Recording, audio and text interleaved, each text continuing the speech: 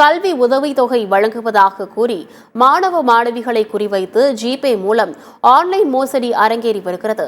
தென்காசி மாவட்டம் உச்சிபொத்தை கிராமத்தை சேர்ந்தவர் திருமலைக்குமார். இவரது மகள் அரசு மேல்நிலைப் பள்ளியில் 10ஆம் வகுப்பு தேர்ச்சி பெற்றுள்ளார்.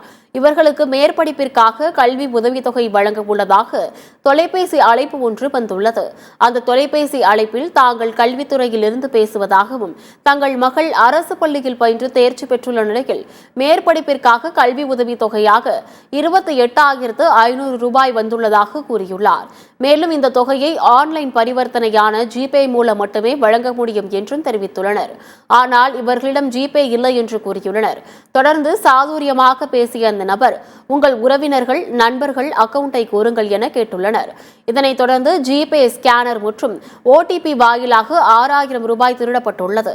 அதேபோன்று மற்றொரு நபரிடமிருந்து 40,000 ரூபாய் திருடப்பட்டுள்ளது. இந்த நிலையில் இது குறித்த புகார் மனு சேர்ந்தமரம் காவல் நிலையத்தில் அளிக்கப்பட்டுள்ளது.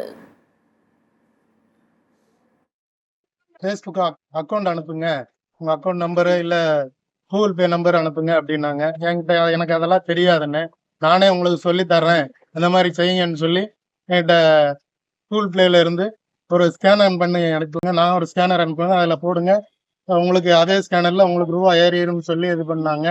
எனக்கு என்னோட காசு ஃபுல்லா 6,500 ரூபா போயிருச்சு.